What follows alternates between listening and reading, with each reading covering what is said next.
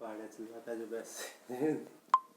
मैं डॉक्टर के L Meena, associate professor literature Hindi, Rajesh Pilot, राजकीय स्नातकोत्तर महाविद्यालय लालसोट, जिला दौसा। सबसे पहले प्रिय विद्यार्थियों, इस ई कंटेंट लेक्चर्स में आप सभी का हार्दिक अभिनंदन, हार्दिक स्वागत। और आज प्रिय विद्यार्थी जो टॉपिक है वो है बीए पार्ट सेकंड, प्रथम प्रश्न पत्र, लिटरेचर हिंदी, रीतिकालीन कवि देव का व्याख्या भाग। उससे पहले प्रिय विद्यार्थियों, देव के बारे में कुछ कहे तो रीतिकालीन आचार्य कवि के रूप में देव का महत्वपूर्ण स्थान है, इसमें कोई दो राय नहीं है।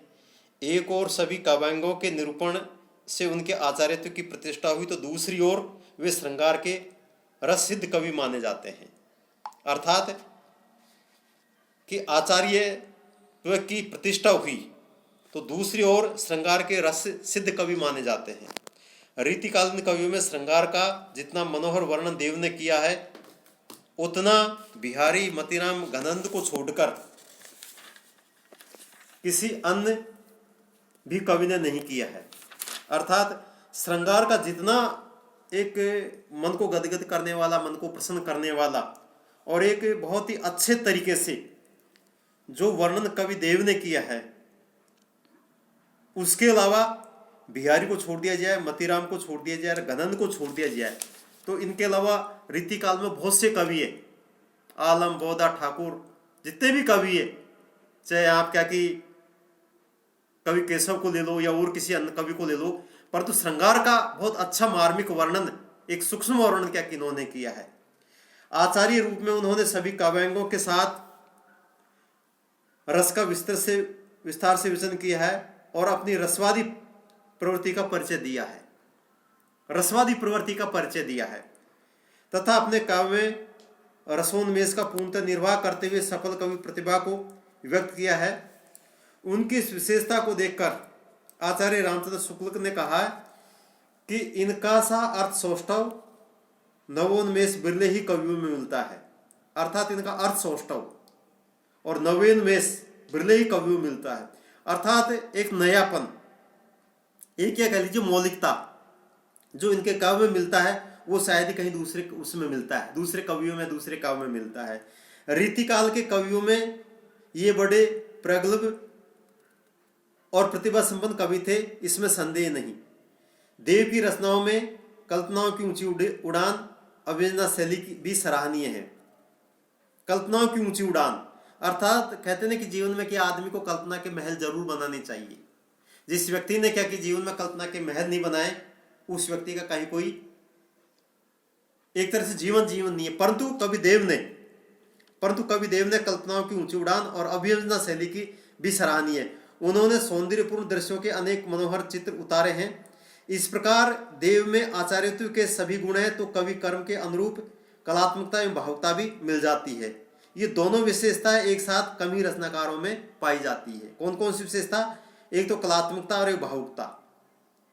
कवि कर्म के अनुरूप कलात्मकता और एक भावुकता, शायद ये दोनों विशेषता कम रचनाकारों में मिलती है। हालांकि बहुत से लिटरेचर जगत में, साहित्य जगत में बहुत से कवि हैं जिन्होंने क्या किया, अनेक गुण, अनेक विशेषता, अनेक काव्य में विशेषता देखने को मिलती है, परंतु कुछ ऐसी विशेषता है जो कि कम बिरले ही क्या कि एक तरह से रचनाकारों में, कवियों में मिलती है।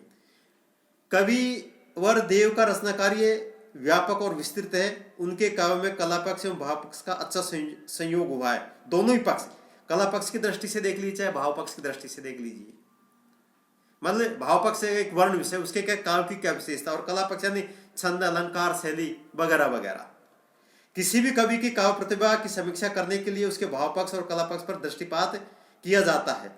अर्थात क्या कि एक तरह से किसी की काव्य की एक तरह से उसका मूल्यांकन किया जाना है, एक तरह से निष्कर्ष निकालना है, तो उसका भाव पक्ष और काव्य पक्ष दोनों को उठाया जाता है, दोनों के बारे में क्या चित्रण किया जाता है, दोनों के बारे में क्या कि वर्णन किया जाता है। भाव काव्य का प्राण तत्व अथवा आत्मा है, जबकि कला उसका बाहरी प्रसादित शरीर है।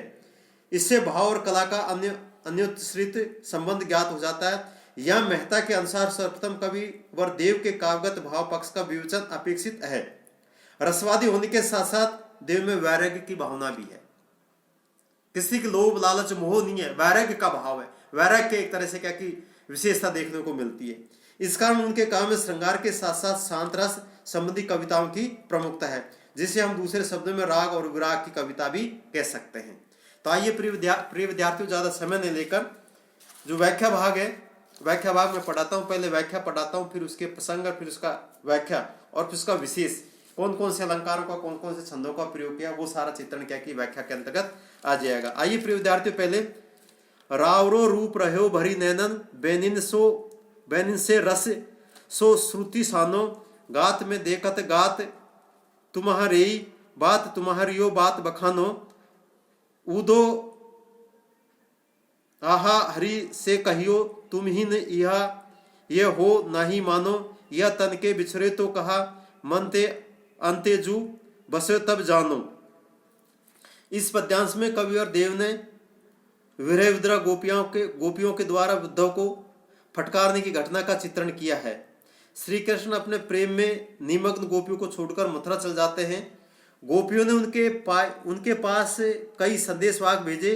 गोपियां वियोगाग्नि से में तपती रही। तब मथुरा से उद्धव ने आकर उन्हें ज्ञान योग का उपदेश देना प्रारंभ किया। उनके उपदेश से तिल मिलाकर गोपियों ने उन्हें आड़े हाथों लिया।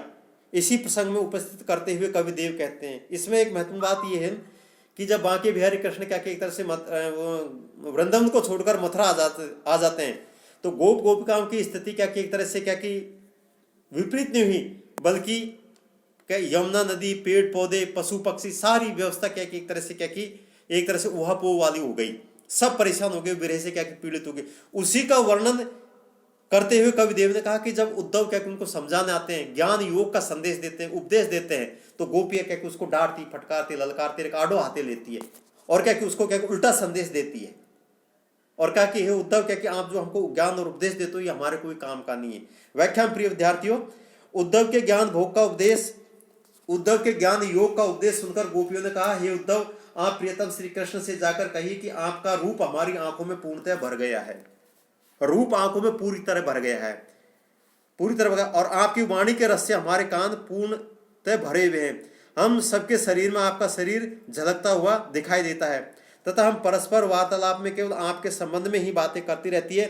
इस प्रकार हमारे अंग प्रत्यंग में आपका मधुर रूप रमा हुआ है। हे प्रभु, भले ही आप हमसे दूर चले गए हो और अब हमारे पास नहीं हो, परंतु हम ऐसा कभी नहीं मानती है कि आप हमसे दूर हो गए हैं। आप इस समय भले ही हमारे शरीर से बिछड़े हुए हैं, पर इससे क्या हो सकता है, क्योंकि आप हमारे मन से दूर नहीं गए हैं।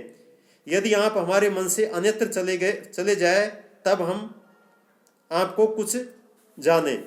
अभिप्राय यह है कि प्रियतम श्री कृष्ण हमारे मन मंदिर से कभी अलग नहीं हो सकते। वे शारीरिक रूप से चाहे कभी भी रहे, परंतु मानसिक रूप से हमारे ही पास है।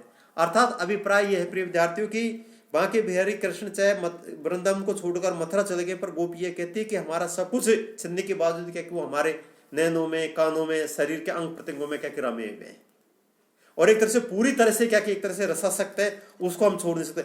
लाख जतन लाख प्रयास को उपरांत उद्धव को उन्होंने आड़े हाथ लिया और उद्धव को स्पष्ट मना कर दिया कि वो शारीरिक रूप से चाहे कभी रहे या नहीं रहे, परंतु मानसिक रूप से एक तरह से हमारे ही पास है।